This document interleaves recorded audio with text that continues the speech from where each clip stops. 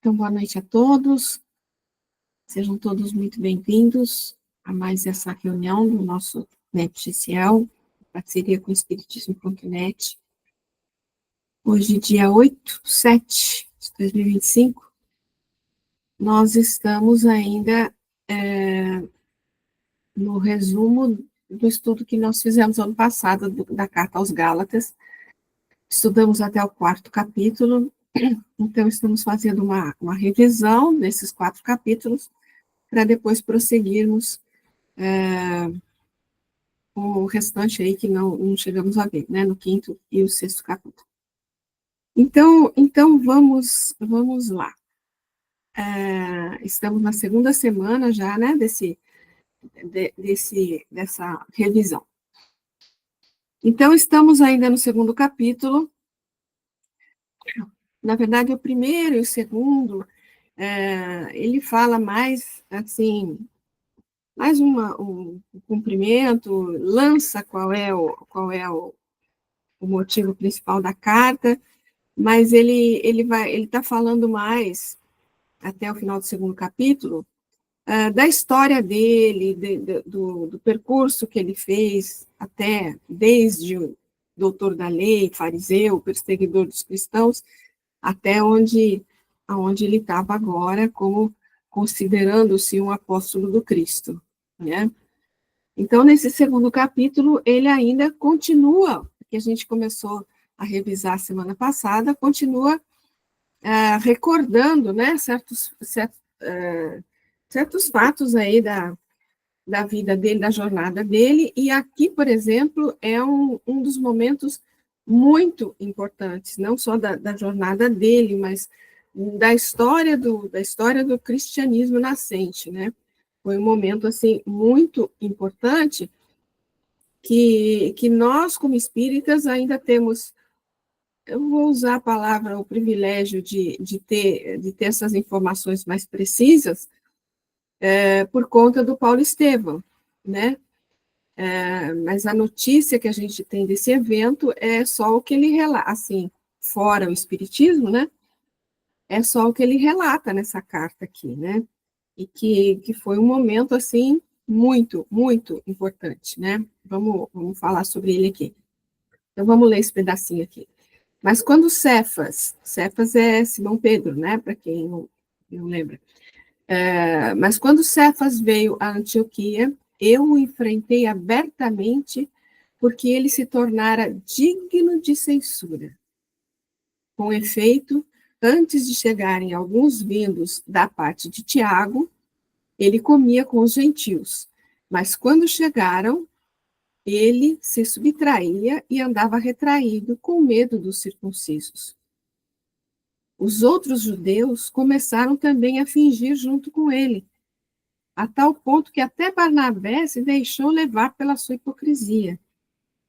Mas quando vi que não andavam retamente, segundo a verdade do Evangelho, eu disse a Pedro diante de todos: se tu, sendo judeu, vives à maneira dos gentios e não dos judeus, por que forças os gentios a viverem como judeus?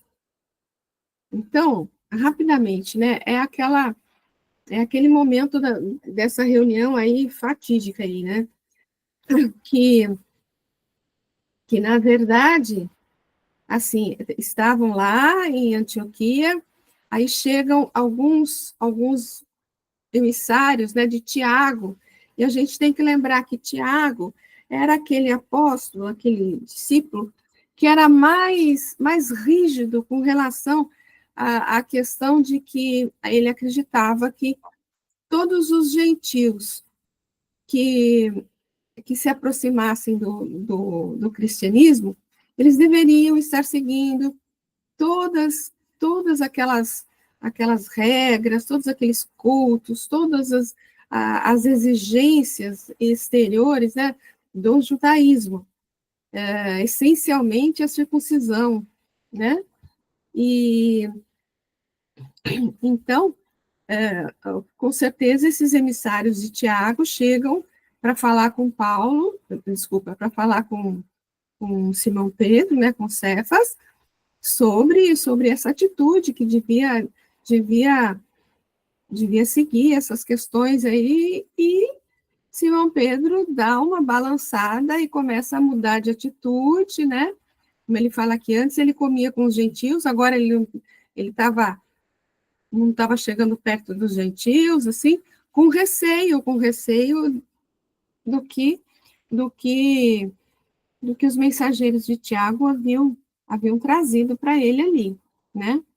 A ponto de até o Barnabé, como ele fala aqui, está começando a mudar de atitude também por conta dessa postura de Simão Pedro, né? Então, a mudança de Simão Pedro estava provocando a mudança, inclusive, em todos os outros, né? E aí, Paulo, como era muito rígido quanto à posição dele, né, dentro do Evangelho do Cristo, ele observa essas coisas e faz essa censura aí, chama a atenção de Simão Pedro, né? Então, eu vou só ler um tanto aqui, depois, se vocês quiserem comentar. É importante lembrar que Pedro havia sido convidado a vir para Antioquia a pedido de Paulo e Barnabé, justamente para auxiliá-los nas dificuldades em relação à circuncisão, dada a sua grande capacidade de compreensão e de conciliação. A gente até comentou muito sobre isso na semana passada, né? Essa capacidade dele de conciliação, né? De compreender os diversos posicionamentos das pessoas, né? Se lembrarmos de Pedro no passado, entretanto, vemos o quanto lhe custou o desenvolvimento dessas virtudes. A gente lembra, né? Essencialmente aí dos textos de Mestre de Campos, né? Com Boa Nova, aquelas questões todas que a gente conhece, aquelas histórias todas que a gente conhece de Pedro, né? É interessante notar que Pedro, mesmo com toda a sua experiência, ainda estava passível de adotar comportamentos equivocados ante seus irmãos de outras raças. Fica a lição para nós, do quanto precisamos estar atentos para com o nosso comportamento, até que a transformação seja efetivamente consolidada. Então, fica como exemplo de reflexão essa postura de Pedro, né? Porque Pedro conviveu com Jesus o tempo todo do missionato dele, né? E viu tantas orientações, ouviu, né, tantas orientações, assistiu tudo que aconteceu com Jesus, né? Então, realmente, ele tinha uma grande experiência no assunto e grande conhecimento do Evangelho, né? Mas, mesmo assim, ele acabou dando uma escorregada aqui nesse momento, né? Então, fica aí a lembrança aí para nós, né? A lição para nós, para a gente ficar refletindo, que não é porque a gente leu um monte de coisa, assistiu um monte de palestra, fez um monte de curso, etc., que a gente não tá também, né, podendo aí cair, podendo adotar um comportamento bastante equivocado, né? Porque, aqui, ó, enquanto precisamos estar atentos para que nosso comportamento, com relação ao nosso comportamento, né, até que a transformação seja efetivamente consolidada. Quer dizer, a gente lê muita coisa, vê muita coisa, tal, mas no fundo, se a gente ainda dá essas escorregadas, é porque a nossa transformação, ela não foi ainda efetivamente consolidada, completamente consolidada, né? Então, a gente está sempre, né? Sempre é possível que a gente cometa alguns equívocos, a gente tem que, né, pensar nisso. No contexto em que viviam, a expressão andar retamente, é que aqui no final, né, ele fala assim, ó, mas quando vi que não andavam retamente, segundo a verdade do Evangelho, né, então é isso que vai ser comentado aqui, ó. No contexto em que viviam, a expressão andar retamente tinha um significado profundo para eles na época, né? Uma vez, também para nós tem um significado grave, né? Uma vez que representava uma vivência reta, pautada nas leis divinas, em oposição à vivência em pecado, cujo significado era o do desvio do alvo, né? O pecado, Paulo considera, né, desvio do alvo, representado pela Torá e, posteriormente, pelo Evangelho, o que representa para nós as leis divinas, né? Então, tanto para a época, né, no contexto em que viveu, como para nós também, né? Também tem o mesmo significado.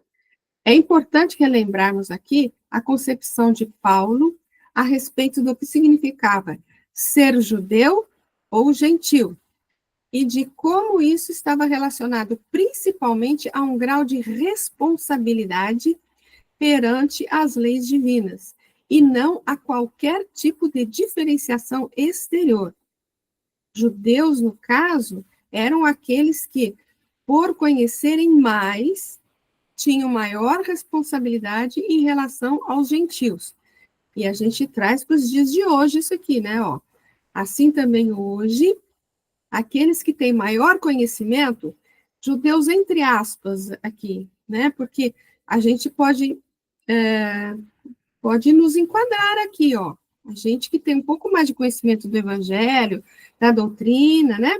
Tem o dever de viver em coerência com aquilo que sabem, de maneira a colaborar na edificação dos que sabem menos, entre aspas, os gentios. Tá? E aí eu coloquei aqui, porque depois que Paulo chamou realmente a atenção de Pedro, né, e disse: se tu, sendo judeu, vives à maneira dos gentios e não dos judeus, por que forças os gentios a viverem como judeus? Ou seja, com certeza, Pedro já tinha deixado de lado muitas daquelas regras que eram atos exteriores que o judaísmo exigia, né? Com certeza ele já tinha deixado muita coisa de lado, porque ele já tinha entendido, pelo menos parcialmente, a mensagem do Cristo, né? Então ele, ó, que vives a maneira dos gentios, ou seja, já não segue tanto aquilo lá que, né, da questão dos judeus, como é que agora você vai exigir que os gentios façam todas aqueles atos, aquelas coisas todas que eles exigiam, né? Aí, então, vem a resposta de Pedro para Paulo, que é uma resposta lindíssima, né? Isso aqui está no Paulo Estevão, né? Então, depois de Paulo colocar a dificuldade que estava visualizando em Pedro, este, para espanto de todos, responde. Para espanto de todos, porque a gente vê pelo Paulo Estevão lá que Paulo montou ali um ambiente bastante complicado fazendo essa repreensão para Pedro, né? E que os que estavam junto ali, todos ficaram meio apreensivos, né? Como assim? Como que ele vai repreender assim Simão Pedro, que é, né, uma entidade assim já tão respeitada dentro do evangelho, tal, né, dentro do cristianismo, como que ele vai fazer uma coisa dessa? Então já criou ali um clima bastante complicado ali, né? E Simão Pedro, sentindo todo o ambiente que estava montado ali, ele responde dessa maneira aqui, ó: irmãos, disse nobremente, muito tenho errado nesse mundo. Não é segredo para ninguém que cheguei a negar o mestre no instante mais doloroso do evangelho. Tenho medido a misericórdia do Senhor pela profundidade do abismo de minhas fraquezas. Olha que coisa linda essa frase. Tenho medido a misericórdia do Senhor pela profundidade do abismo de minhas fraquezas. Se errei entre os irmãos muito amados de Antioquia, peço perdão de minhas faltas. Submeto-me ao vosso julgamento e rogo a todos que se submetam ao julgamento do Altíssimo. E ele prossegue ainda, né? Reconhecida a extensão das minhas necessidades espirituais, recomendando-me às vossas preces, passemos, irmãos, aos comentários do Evangelho de hoje. Peço ao nosso irmão Paulo de Tarso o obséquio de consultar e comentar as anotações de Levi. A atitude ponderada de Simão Pedro salvar a igreja nascente. Se ele não tivesse tido essa postura, Ele poderia ter criado um partido, né? Provocado uma divisão ali dentro do cristianismo, né? Quem estaria de um lado, quem estaria de outro lado, né? Então, realmente, foi uma atitude muito ponderada que realmente salvou essa divisão aí da igreja. Certo, criançada? Alguém quer fazer algum comentário?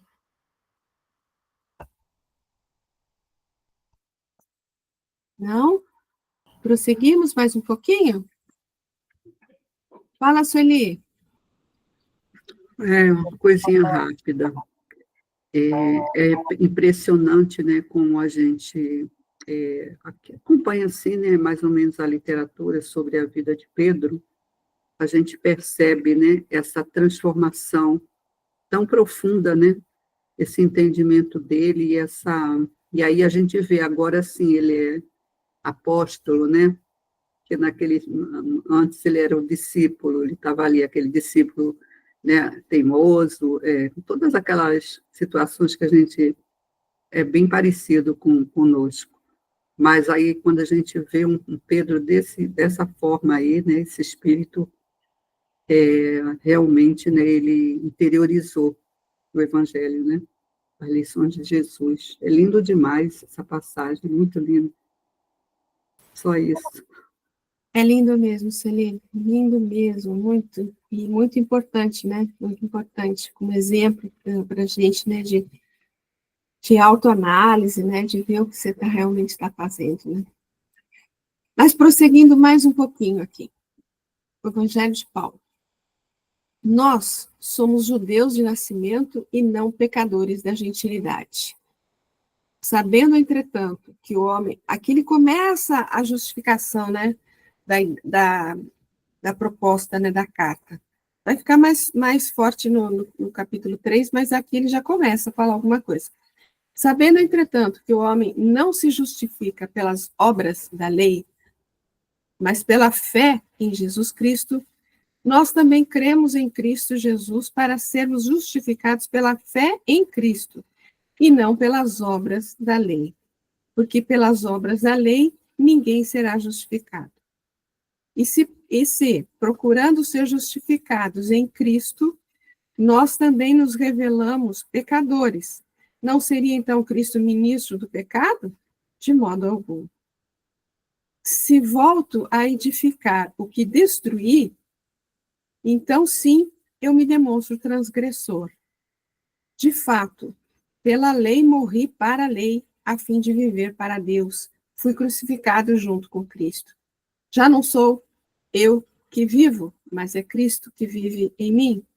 Minha vida presente na carne, vivo-a pela fé no Filho de Deus, que me amou e se entregou a si mesmo por mim. Não invalido a graça de Deus, porque se é pela lei que vem a justiça, então Cristo morreu em vão. Aqui é importante, para a gente entender um pouco melhor esse trechinho da carta, é importante a gente lembrar que quando Paulo fala obras da lei, ele está se referindo a todas aquelas exigências exteriores do judaísmo, tá? E então, porque ele foi um pouco mal entendido, né, nesse trecho aqui, por conta de falar de obras da lei, mas essa lei aqui não é a lei divina, né? É a lei mosaica, aquela parte das exigências, todas as exigências exteriores, né? Então, ele fala que a gente não vai se elevar, não vai se justificar, como ele fala aqui, por todas aquelas questões exteriores, né? Mas pela fé em Jesus Cristo. E quando ele fala fé em Jesus Cristo, ele não está se referindo só ao fato da gente acreditar em Jesus, acreditar que Jesus existiu, que Jesus é o Cristo, mas acreditar, ter fé no sentido de vivenciar a mensagem dele, né? Da mensagem do Cristo fazer parte das nossas atitudes, da nossa vida, né? Kleber? Só reforçar isso que você falou, porque tem um pastor da história aí, bastante, eu não lembro o nome dele, acho que é americano, que ele deu exatamente essa interpretação, né?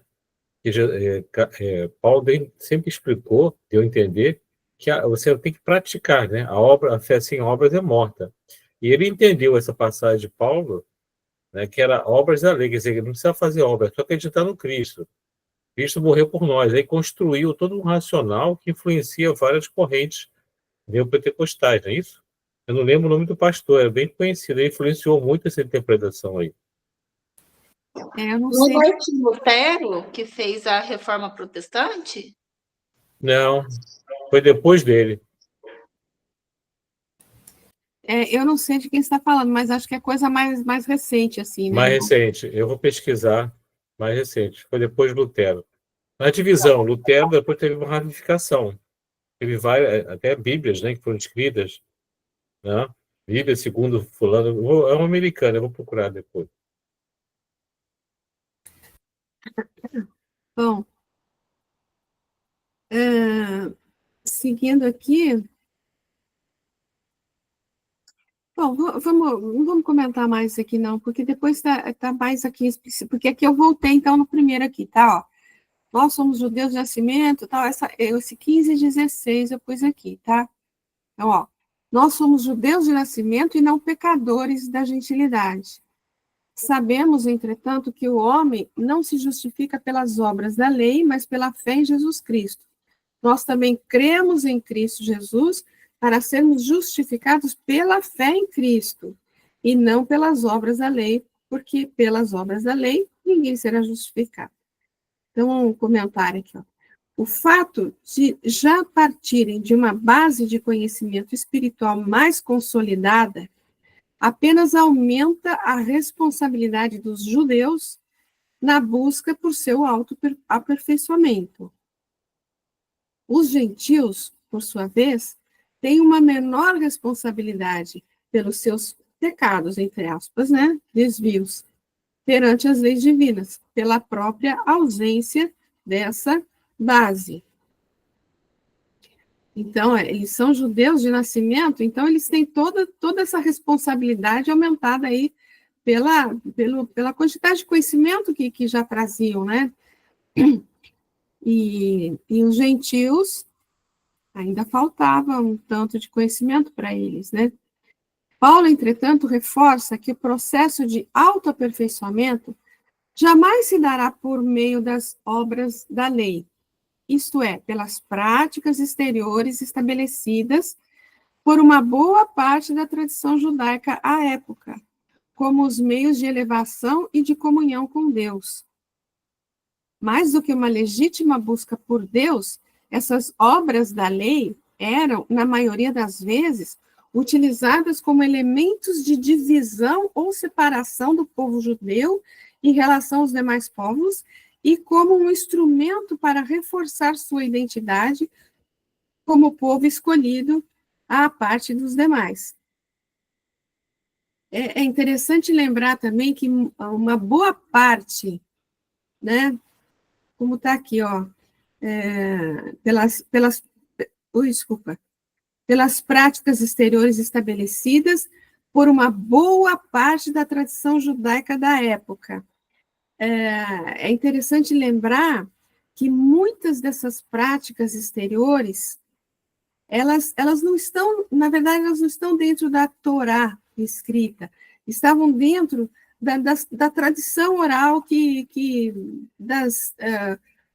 eu não sei exato termo, mas vamos dizer assim, vou colocar entre aspas os decretos, vamos dizer assim, dos doutores da lei, do pessoal do Sinédrio, né, que estabeleciam certas regras que tinham que ser seguidas, né? Parece que, eu não tenho certeza com relação a isso que eu vou falar, mas parece que as questões, por exemplo, do sábado, né, que tinha assim, você não podia dar mais do que, tinha um número certo de passos que você podia dar, porque senão, além disso, já estava configurando que você estava descumprindo aí as regras, né? Não podia carregar coisa, não podia uma série de exigências, por exemplo, do sábado que eles não podiam fazer, na verdade, não, eu acredito que não esteja tudo dentro da Torá mesmo, né? Mas que é a tradição judaica, a tradição oral que ia se transmitindo ali através do Sinédrio, né? E interessante também que ele fala aqui, né, que muitas vezes essas obras da lei, ou seja, essas práticas exteriores, eram elementos de divisão ou de separação do povo, né, em relação às outras comunidades, né, porque elas não seguiam isso. O judeu não podia chegar perto do gentio, não podia encostar no gentio, que ele ficava impuro, né, e até eu já li, não sei onde que eu li isso aí, que, por exemplo, a profissão do pastor, né, que ficava lá com as ovelhinhas, que era, na verdade, uma função importante para os doutores da lei, para o pessoal que faziam todos os sacrifícios do templo, por exemplo, porque eles, inclusive, né, ofereciam ali, traziam os carneirinhos ali, coitados, para serem sacrificados ali, né? Então, a função deles era importante para essa finalidade, né? Entre outras coisas, para essa finalidade, né? Mas os pastores eram tidos como pecadores, porque eles, pela profissão, eles não tinham condição de permanecer no templo, de fazer todas as questões de todas essas práticas exigidas, né? Então, era uma profissão, assim, que não era tida como uma boa profissão, não eram pessoas tão respeitadas, vamos dizer assim, dentro da comunidade. Então, realmente, essas obras da lei, essas práticas exteriores, eram elementos de divisão, de separação, sempre muito complicado, né? E Jesus veio mostrar que essas questões exteriores não tinham valor para a busca da sua elevação, da sua melhoria, né? Em suma, o apóstolo queria destacar que tais práticas são inúteis e, se não acompanhadas de uma legítima transformação interior do indivíduo, e que se tornam apenas mais um obstáculo para o estabelecimento da união e da fraternidade verdadeiras entre os filhos de Deus, sejam eles judeus ou gentios. O Evangelho do Cristo é universal, não é para um povo ou para o outro, é para o universo, né?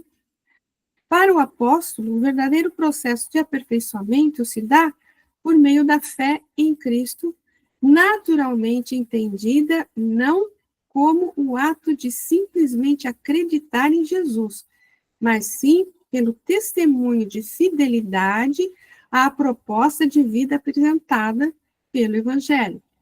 Essa fé leva o homem às obras e ao seu autoaperfeiçoamento, que, por sua vez, alimentam e fortalecem a sua fé. Comentários?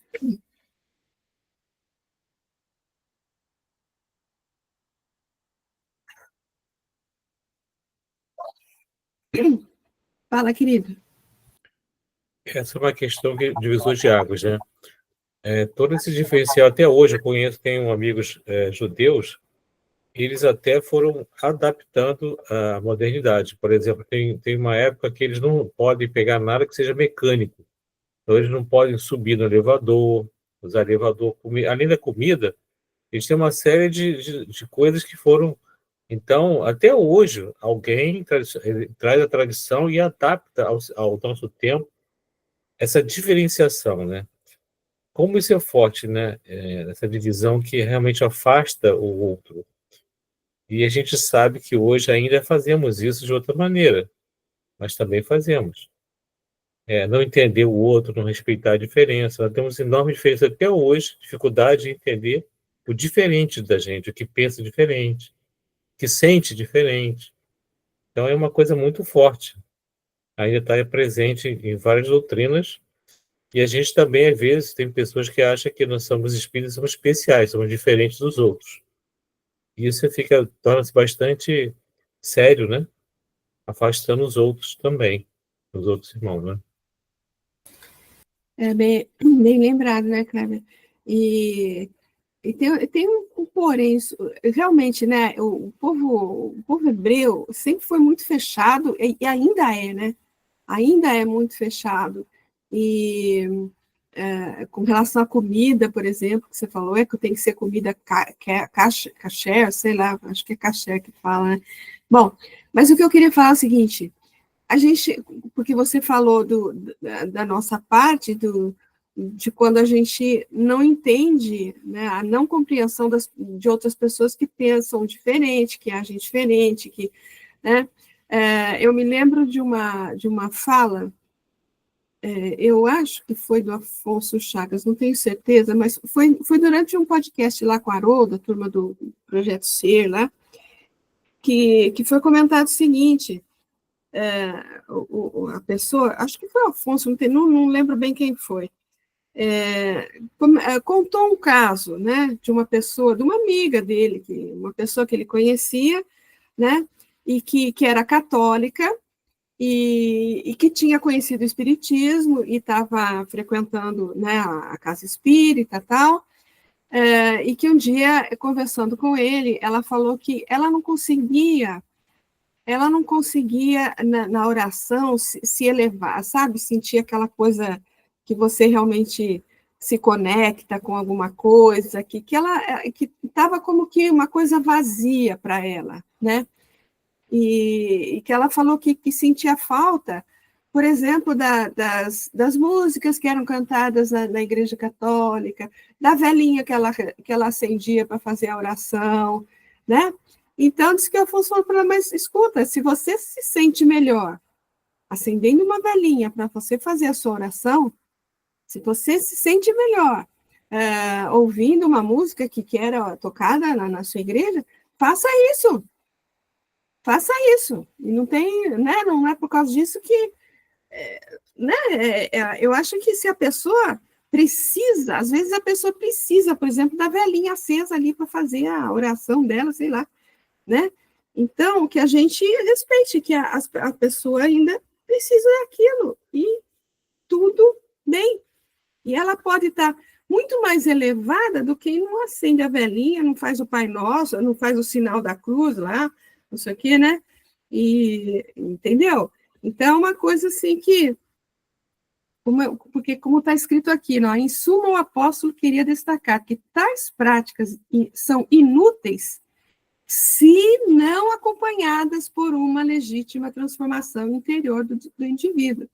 Então, o indivíduo talvez ainda esteja numa condição que ele precisa ter o tercinho na mão, que ele precisa ter, sei lá, a velinha acesa, que ele precisa ter ali, sei lá, um altarzinho, não sei, estou né, fazendo alguns exemplos aqui, né?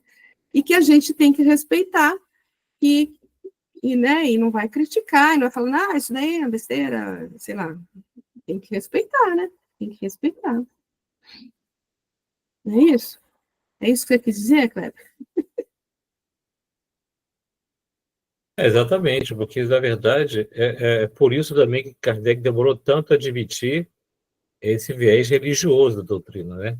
É, sobretudo, uma filosofia cuja interpretação tem consequências morais, né? Essas consequências morais a gente já se eleva, mas não é de cada um. Se a pessoa tem vontade de sentar, se ajoelhar, sentir, o importante que cada um sinta, porque Jesus, Deus, está em todos os tempos, onde tem coração, onde tem amor presente. Então, não faz diferença não, vai não, é isso. É isso mesmo, meu querido, muito bom. Podemos prosseguir mais um pouco? Alguém tem algum comentário mais? Gente, desculpa, eu vou ter que sair, tá bom? Um abraço. A gente vai sentir sua falta, mas vai com Deus. Tchau, fica com Deus. Tchau. Tchau. Prosseguindo aqui, então, mais um pouquinho, gente.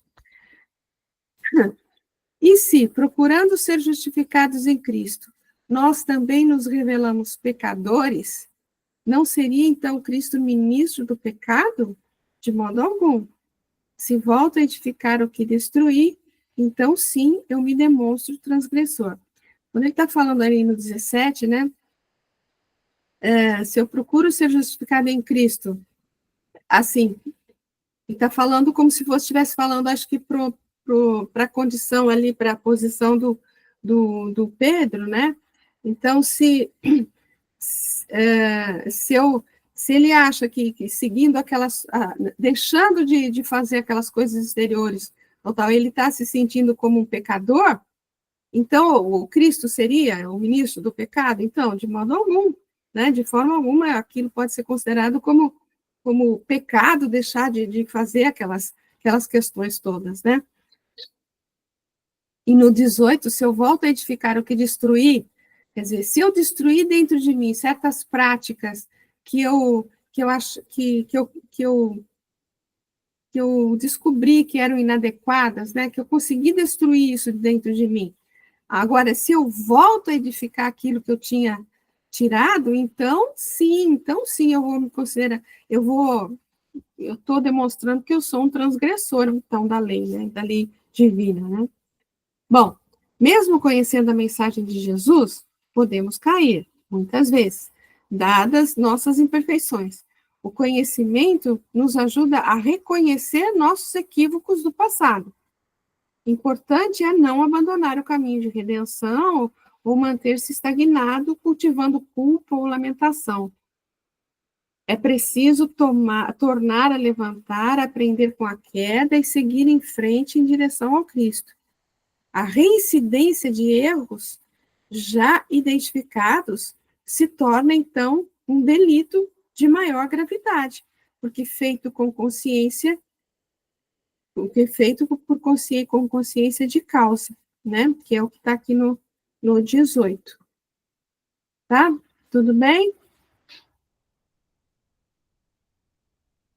Então, vamos lá, mais um pedacinho. De fato, pela lei, morri para a lei, a fim de viver para Deus. Fui crucificado junto com Cristo. Já não sou eu que vivo, mas é Cristo que vive em mim. Minha vida presente na carne, vivo-a pela fé no Filho de Deus, que me amou e se entregou a si mesmo por mim.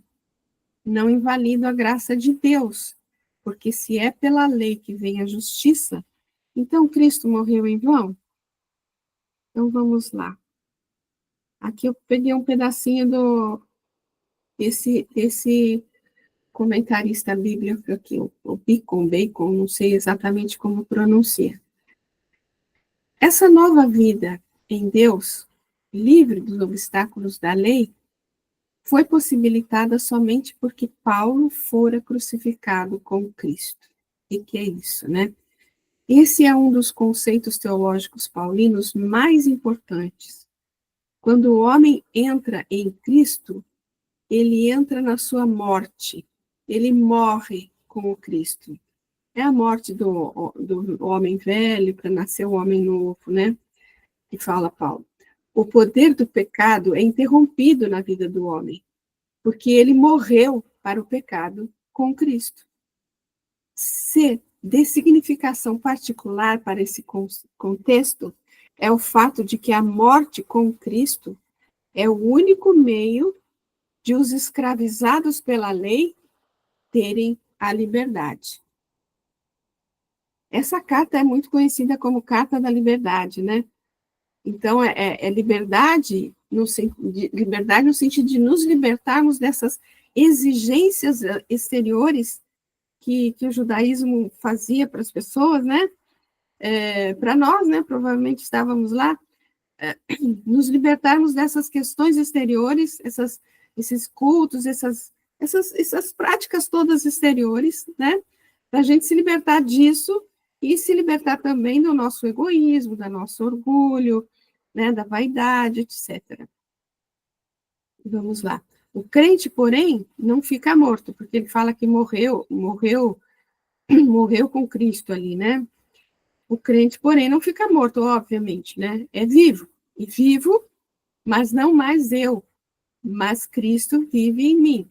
A correlação da morte com Cristo sempre é a ressurreição e a nova vida nele. A ressurreição no sentido daquilo que morreu um homem velho dentro de mim e ressurgiu o homem novo, né? E a vida que agora vivo na carne, ou seja, vivo encarnado, né? Vivo-a na fé do Filho de Deus. A vida nova no espírito é vivida na carne, ou seja, encarnado, né? Na matéria.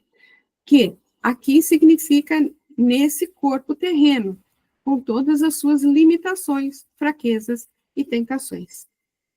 Paulo testifica que, como ele foi justificado pela fé, assim ele vive a vida nova do Espírito pela fé no Filho de Deus.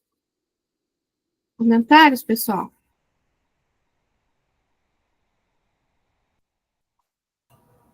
Fala, querida.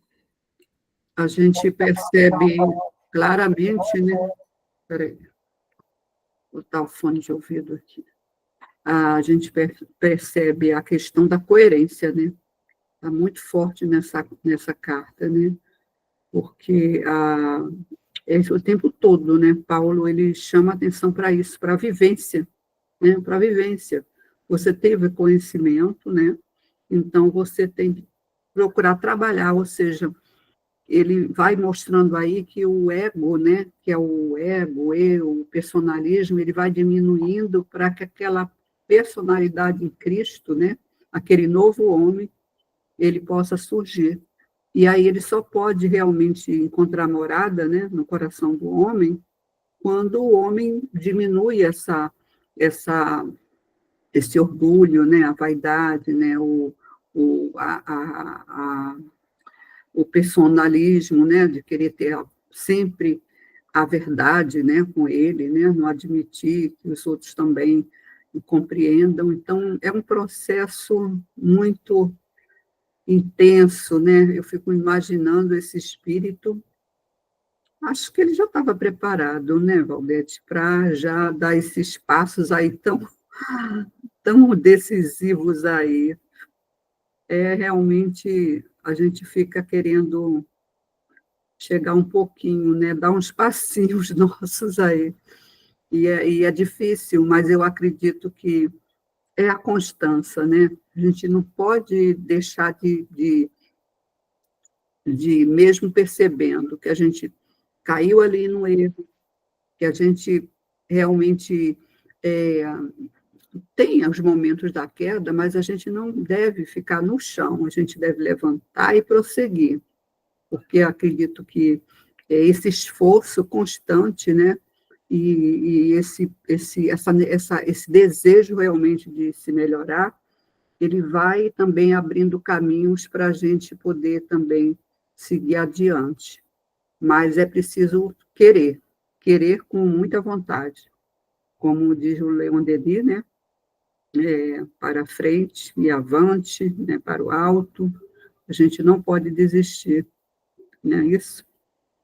É isso aí, garota. Quando você fala que ele já veio preparado, né? Acho que a gente comentou, inclusive, a semana passada, né? Que falamos até do planejamento reencarnatório, que falamos que ele teve essa possibilidade de conviver com os três mundos, né? O hebreu, o romano, né? Então, lembrei. Né? Então, realmente, ele deve ter sido já um espírito que já tinha preparada, né? Já tinha uma certa condição espiritual favorável a isso. E nasceu num contexto onde isso foi cultivado também, né? Ele estava na direção contrária, mas toda essa parte do conhecimento, da disciplina, ele teve acesso também, né? A educação, enfim, educação moral, né? Exatamente.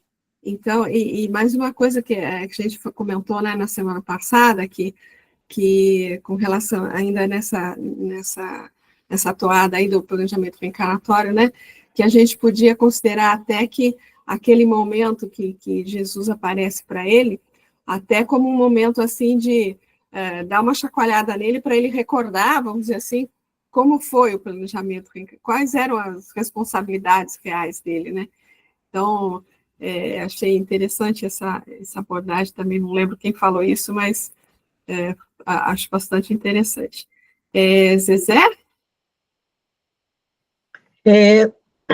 Eu queria comentar o seguinte, exatamente sobre essa questão, né, do quanto ele era resoluto, né? Tanto que quando ele encontra Jesus, né, às portas de Damasco, ele fala: o que queres que eu faça, né? Então, ali já mudou, já virou a chave e já quer já agir de outra forma, né? E, e eu estava pensando também o seguinte, né? Falam que Paulo foi posteriormente Lutero, né? Que trabalhou vamos dizer assim, para derrubar dentro da igreja dominante todo aquele as imagens, né, buscando o evangelho mais puro. E essa característica, né, é muito marcante nos protestantes, porque a partir do momento em que eles são batizados, né, e aceitam a religião e tudo, realmente eles passam a serem pessoas diferentes, a viverem para aquela religião de forma integral, os verdadeiros, né? E eles adotam os costumes, e isso entre familiares e tudo, e aí eles fazem aquele, vamos dizer assim, querem o proselitismo, né? Que eles querem levar mais gente para a igreja, né? Mas esse aspecto de virada de chave, eu acho que é muito importante, porque é isso que Paulo está falando aqui. Ele fala: peraí, se a gente já sabe tudo, por que que a gente está fazendo errado?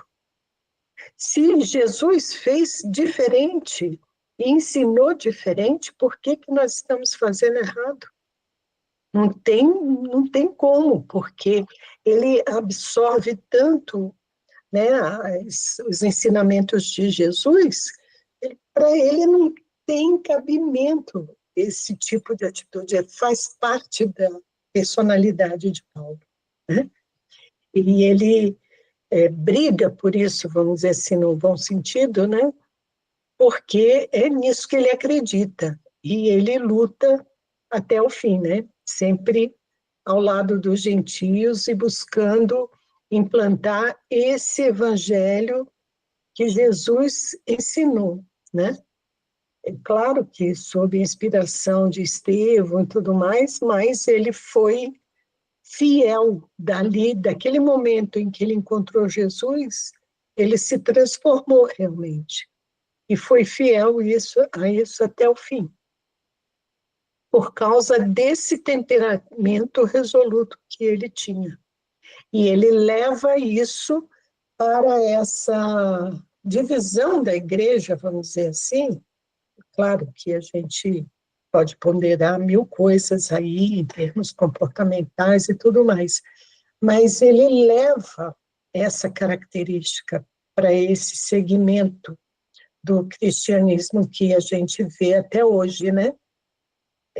A turma realmente abraça e trabalha bastante, porque aqui, por exemplo, em Vinhedo, a gente sabe que eles, lá no Campo Belo, lá nos lugares assim mais difíceis, eles estão lá, eles vão lá para tentar converter o pessoal, tentar, quer dizer, eles são de pôr a mão na massa e ir fundo nas coisas, que eu acho que falta um pouco em nós outros, me incluo também, né?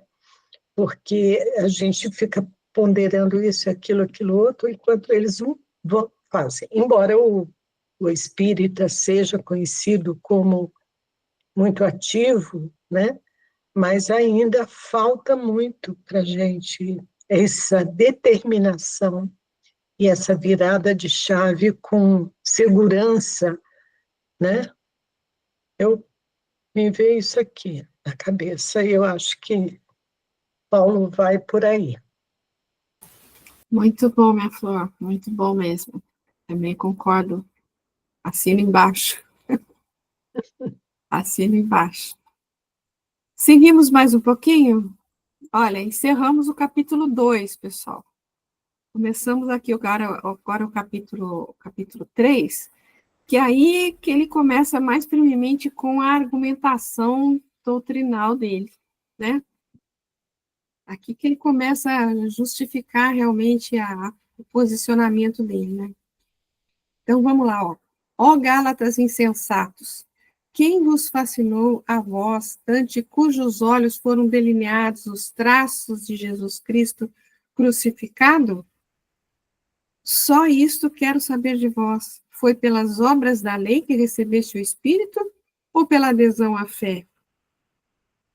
Sois tão insensatos que, tendo começado com o Espírito, agora acabais na carne? Foi em vão que experimentaste tão grandes coisas, e se é que foi em vão, aquele que vos concede o Espírito e opera milagres entre vós, o faz pelas obras da lei ou pela adesão à fé?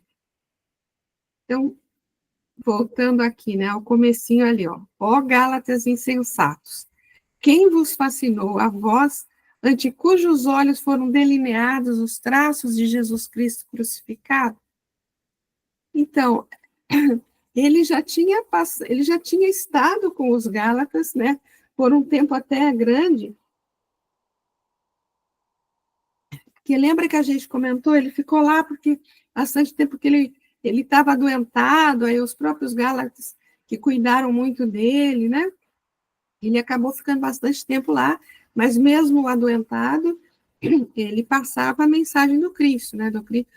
Assim, os traços de Jesus Cristo crucificado. Então, veja aqui, ó, Paulo deixa bem claro o papel do evangelizador ou do divulgador do evangelho de uma maneira geral, delinear os traços de Jesus.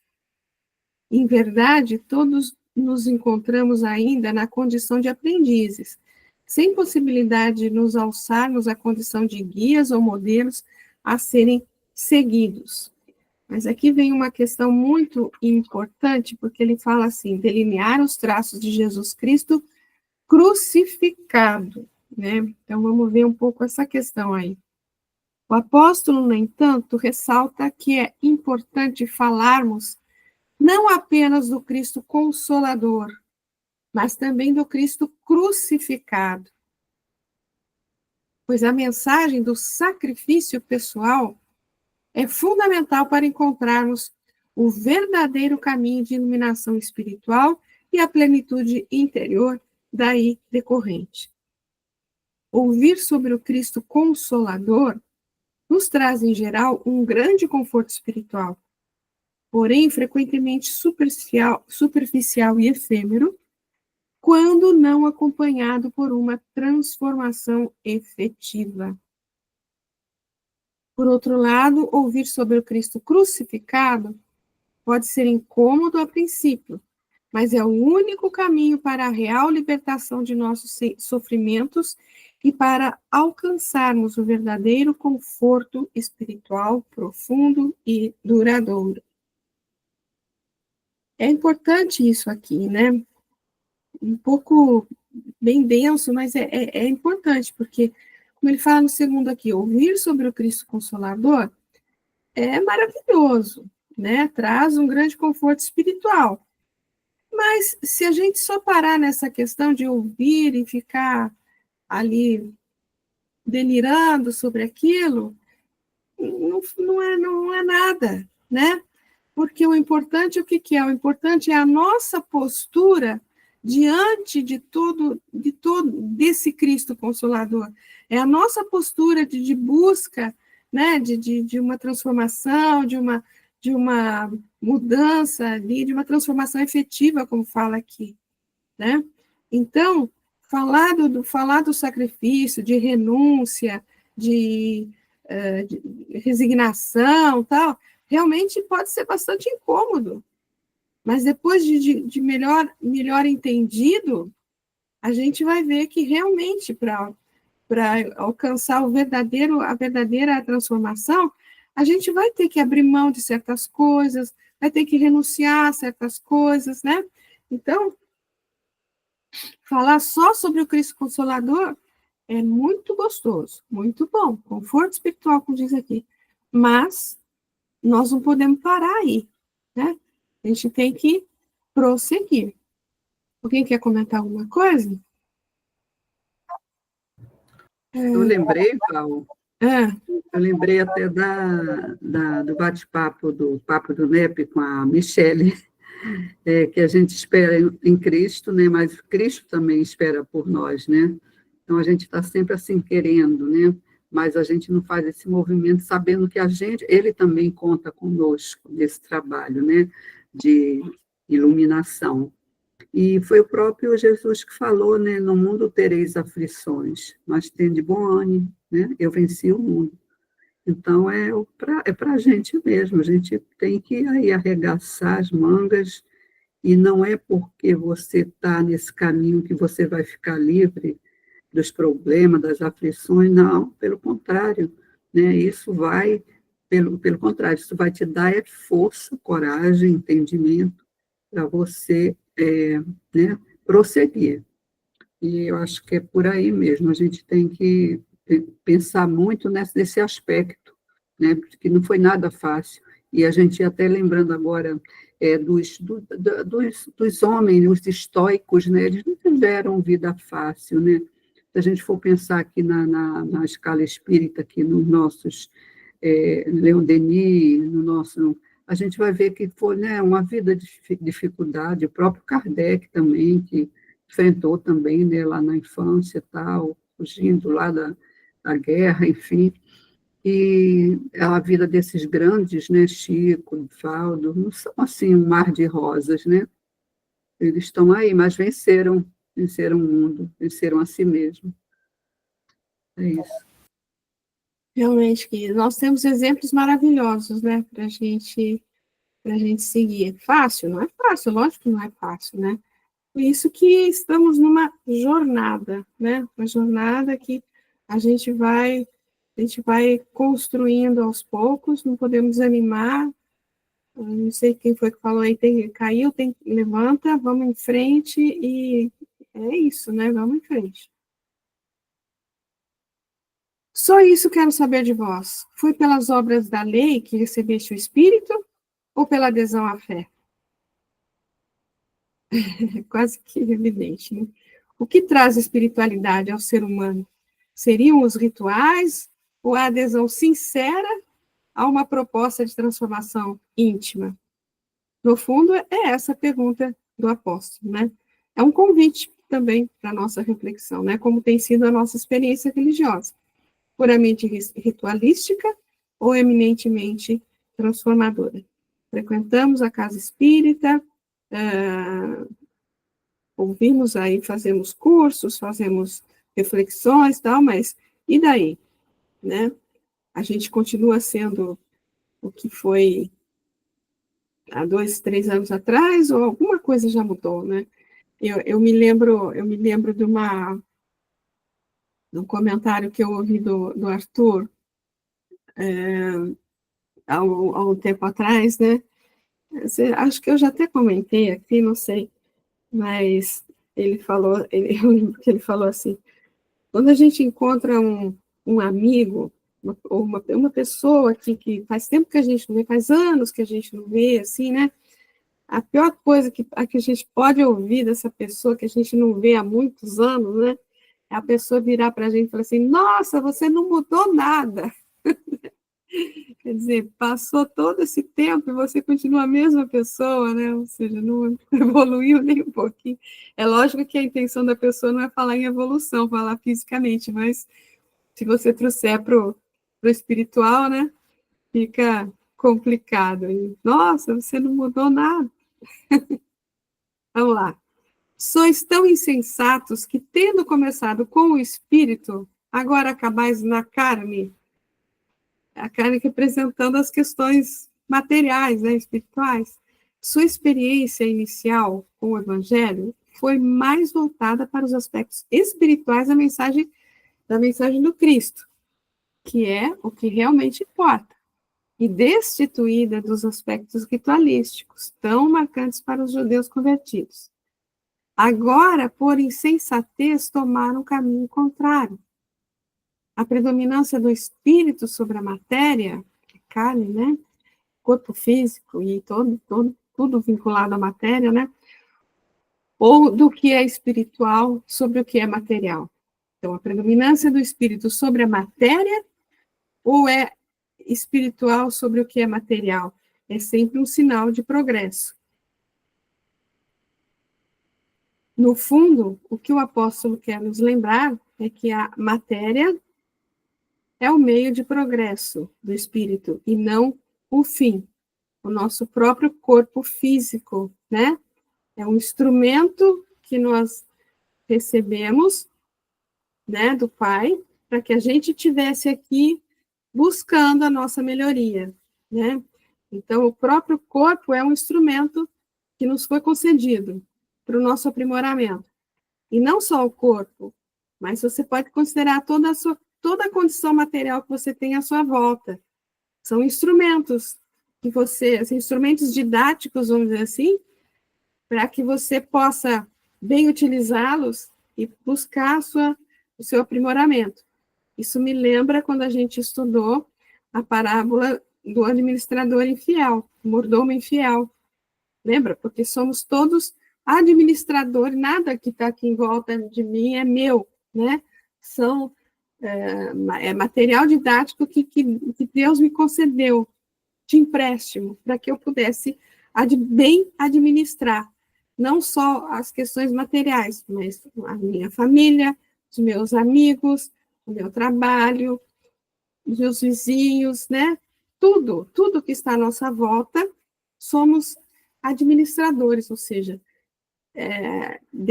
a nossa melhoria depende de como nós vamos lidar com tudo isso que está à nossa volta, né? Foi em vão que experimentaste tão grandes coisas? Se é que foi em vão? Novamente, Paulo lança a mão de um questionamento para levar a reflexão, né? Essas tão grandes coisas que ele fala aqui representam tanto as bênçãos recebidas pela experiência de um cristianismo desprovido de preconceitos e ilusões, como também os testemunhos já enfrentados, que no fundo eram também bênçãos. Ou seja, tudo que nós vivenciamos até agora, né, são grandes coisas que nos trouxeram até onde nós estamos hoje, né? Trazendo esse questionamento para o nosso contexto, toda a nossa vida é um conjunto de grandes experiências que nos tornaram o que somos hoje. Quantas vezes, no entanto, paramos para refletir e agradecer por tudo que vivenciamos? A resposta do apóstolo à sua própria pergunta é como que um convite para que despertemos de nossa ingratidão e insensatez e percebamos que as grandes experiências vividas até agora não foram em vão, mesmo as mais dolorosas. E quando ele fala em grandes experiências, não precisa ser grandes eventos, não, pode ser coisas, né, pequenas experiências também, pequenos relacionamentos, né? Então, tudo que aconteceu na nossa vida até hoje é o que faz com que a gente seja o que a gente é hoje, né? Então, o convite aí de reflexão é: nós estamos agradecendo a tudo que nos aconteceu até hoje, até mesmo as mais dolorosas, né? Enfermidades, experiências difíceis, tal, né? É uma coisa a se pensar.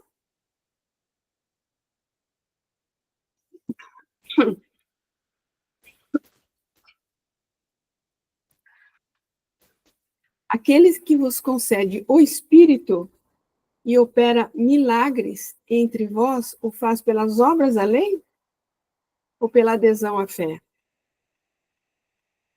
Implicitamente, o apóstolo está nos dizendo que tudo vem de Deus, mesmo aquilo que já nos pertence, nossas virtudes e conhecimentos, só puderam ser conquistados porque Deus nos proporcionou as oportunidades, os recursos e as forças necessárias para tal. Tudo, portanto, procede originariamente do Criador.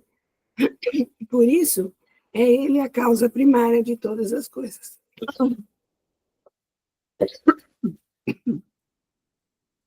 Desculpa, pessoal. Para variar, minha garganta tá.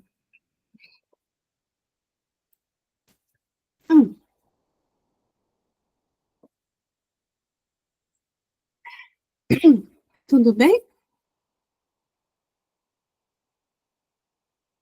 A expressão concede o Espírito, que está aqui, né? Aquele que vos concede o Espírito e opera milagres entre vós, faz pelas obras da lei, pelas questões exteriores ou pela adesão à fé? Vamos ver, ó.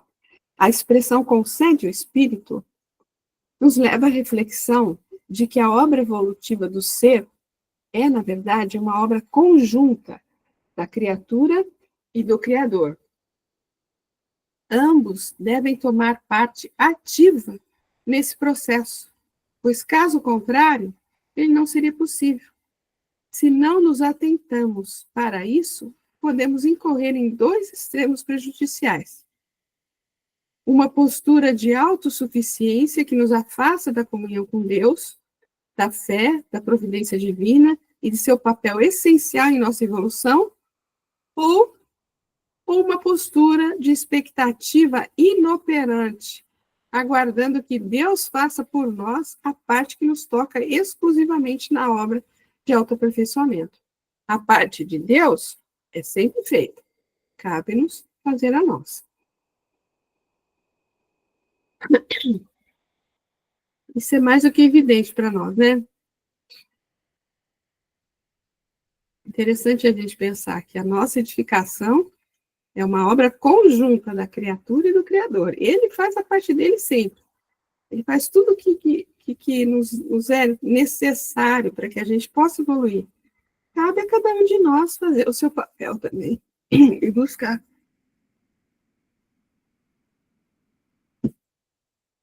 E buscar a sua melhoria.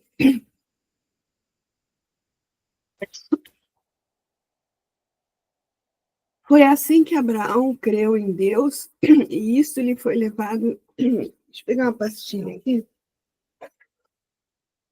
Porque está difícil, eu não aguento aqui.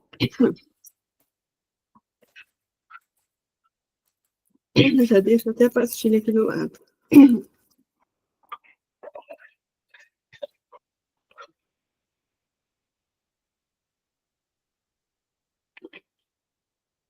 Foi assim que Abraão creu em Deus, e isso lhe foi levado em conta de justiça.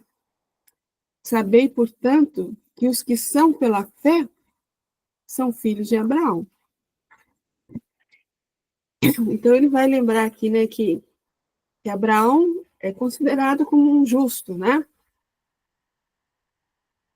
Mas na época de Abraão não tinha nenhuma dessas questões aí, essas exigências. Não existia a Torá, né?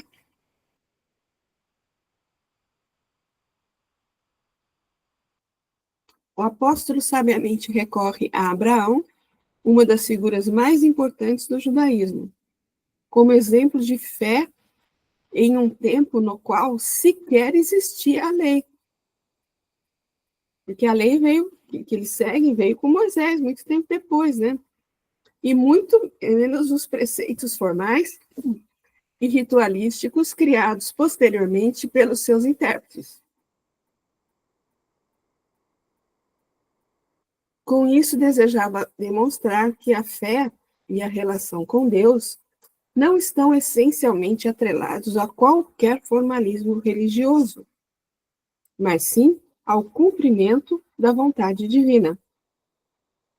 Ou seja, Paulo se utiliza da própria Escritura para demonstrar a incoerência dos seus contraditores.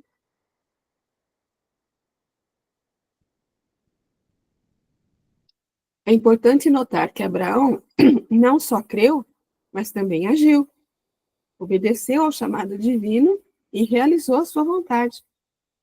Mais uma vez, Paulo busca reforçar que a fé deve estar vinculada a ações concretas que a exemplifiquem, levando o homem à melhoria e não simplesmente a uma crença em práticas, sinais e distinções exteriores.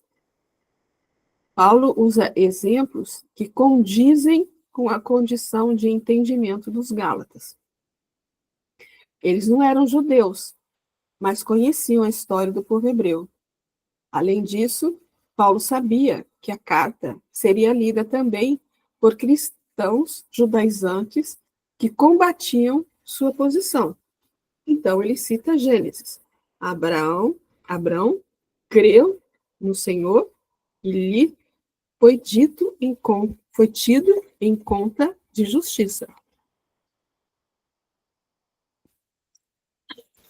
Trazendo para nós, não é porque lemos Kardec, Emmanuel, que nos tornamos melhores. Se esse conhecimento não for verticalizado através da vivência, nada adiantará. Paulo mostra, então, que a origem do povo hebreu é a fé e não as obras da lei, pois o que se destaca em Abraão é a sua fé. Nós espíritas nos consideramos filhos de Kardec. Assim, lembremos que Kardec nos orienta que a moral espírita é a mesma moral cristã que o espiritismo e o cristianismo redivivo, e Jesus é nosso guia e modelo. Portanto, é no Evangelho de Jesus que está apoiada toda a moral e seus exemplos devem ser seguidos, estudados, meditados e vivenciados. O Brasil, a pátria do Evangelho, o Israel de hoje.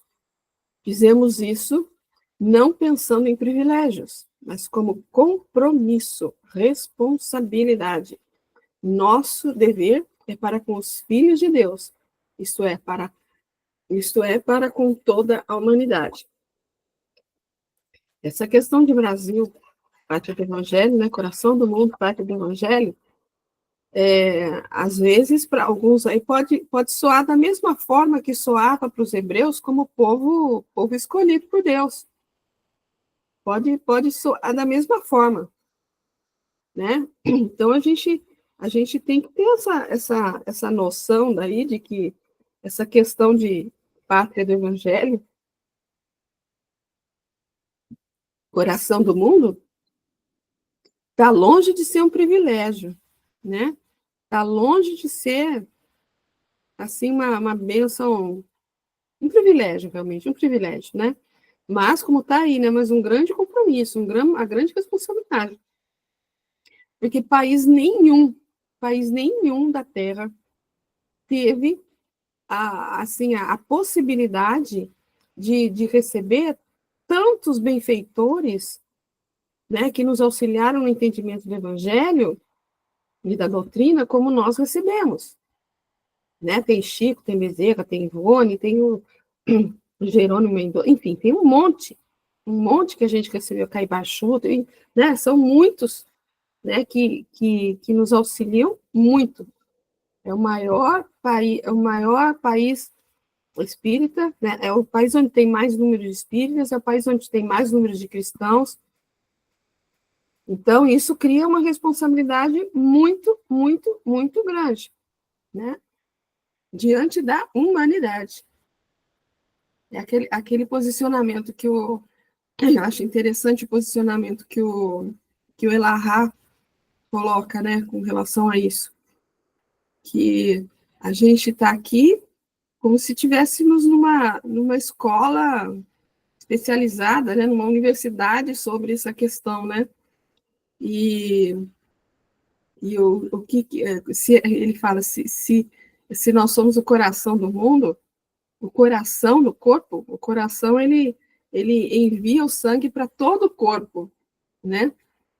Então, a ideia dele é que provavelmente nós vamos reencarnar, assim, em muitas partes do planeta, né?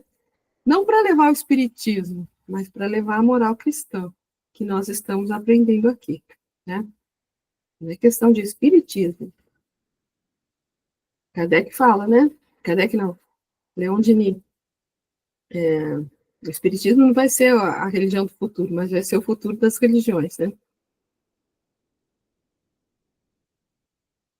Seguindo mais um pouquinho, prova pela Escritura. Prevendo que Deus justificaria os gentios pela fé, a Escritura preanunciou a Abrão essa boa nova: em ti serão abençoados todas as nações. Deixa eu só ver aqui. Vamos ler aqui direto os versículos, que acho que fica melhor. Em ti serão abençoadas todas as nações. Então, cita isso, que está na Gênesis 12, 3, né? Por ti serão benditos todos os clãs da terra, ou seja, o apóstolo está demonstrando aqui para os Gálatas, né, para os seus opositores também, que o próprio texto, que esses últimos admiravam tanto, né, o autorizava a realizar a divulgação para todos os povos, isso é, todas as nações. O Evangelho do Cristo, o monoteísmo era para todas as nações, o Evangelho do Cristo também é para todas as nações. Paulo lembrava a eles que a promessa era para todos e que ela se cumpria com a vinda de Jesus e que este renovara a proposta da aliança, tendo por base o Evangelho. Trazendo para hoje, devemos avaliar o tamanho da responsabilidade que nós temos quanto à divulgação da mensagem evangélica, não só diante dos espíritas, mas de todo o povo do Brasil e do mundo, né? Interessante o entendimento amplo de Paulo com o uso da expressão boa nova, em se referindo à revelação dada a Abraão. Como sabemos, boa nova é a tradução do grego evangelho, não sei como fala direito aqui, que é a tradução para evangelho, né? Quando ele fala aqui, prevendo que Deus justificaria os gentios pela fé, a Escritura preanunciou a Abraão esta boa nova. Essa boa nova como evangelho, como mensagem, né? De modo que os que são pela fé são abençoados juntamente com Abraão, que teve fé. Quando falamos em fé com Paulo, não nos referimos apenas, isso já foi falado, né? Vamos repetir aqui, apenas ao simples ato de crer, ou mesmo de estar vinculado a uma escola religiosa. Ter fé é, de modo amplo, aderir à proposta a que se esposa e estar comprometido com ela a ponto de dar-se integralmente por ela. Paulo fala dos abençoados pela fé junto com Abraão, para sabermos que estamos incluídos, basta refletir e analisar até onde vamos na defesa de nossas ideias, ou ainda, o que estamos dispostos a sacrificar em nossa ascensão para posições de maior espiritualidade. Paulo, Estevão, Francisco de Assis ou Chico Xavier são exemplos de espíritos que sacrificaram a si próprios, como já foi dito aí hoje, né, pelo ideal cristão, quando nós muitas vezes lutamos armados até os dentes para mantermos determinado status quo ou mesmo uma simples opinião particular. Além disso, é importante salientar que a fé é um sentimento pessoal e intransferível, e que só ela é capaz de trabalhar em nosso íntimo aspectos transformadores que nos farão seres humanos voltados para o bem.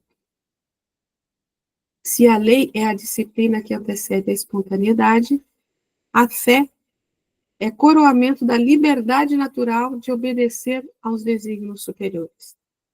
Vençamos a rebeldia, ajustemo-nos a uma proposta de fé consciente e seremos também abençoados juntamente com Abraão, aquele que teve fé. E nós paramos por aqui, pessoal. Por hoje, paramos por aqui. Alguém quer fazer algum comentário?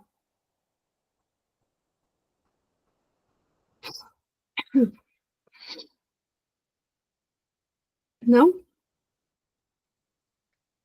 Então, fala, Eu Miriam.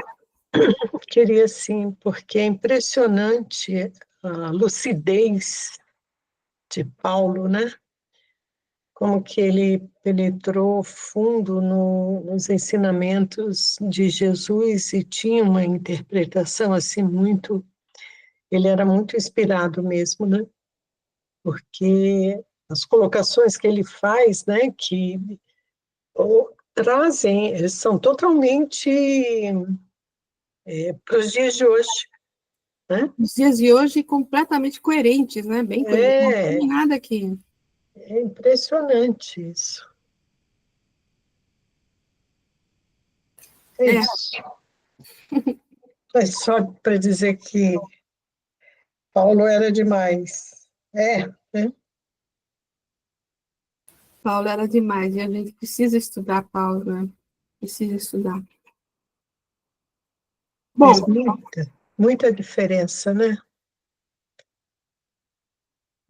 Eu, antes mesmo de ser espírita, quando eu era jovem, como diz outro, quando eu era jovenzinha lá em Barbacena, eu me lembro bem que nós tínhamos lá em Niterói uma loja das Irmãs Paulinas, né? Tinha uma ordem lá das Irmãs Paulinas, assim, bem forte. Eu adorava ir na loja das Irmãs Paulinas, porque tinha marcadores de livros com frases, sabe? E era uma coisa assim, eu não tinha a menor noção, sinceramente, de quem era Paulo, mas achava aquele movimento ali em torno de Paulo interessante, né? E eu falo assim, olha, onde chegou, né? É muito dentro da Igreja Católica o movimento, né, das Irmãs Paulinas é muito grande, né? Isso. realmente, né, irmãs Paulinas, a gente não liga, né? Não liga, parece que não liga com a pessoa, com Paulo de Tarso, né? É, é da ordem dele. Então, muito bom, pessoal. Então, paramos por aqui. E se Deus assim o permitir, agradeço aí a contribuição de todos, né? E se Deus assim o permitir, semana que vem a gente está de volta, continuando aí com o capítulo 3. Eu vou compartilhar com vocês lá ó, os estudos anteriores e os slides de hoje também, tá bom? Grande beijo para todos, fiquem com Deus e até semana que vem, se Deus assim o permitir.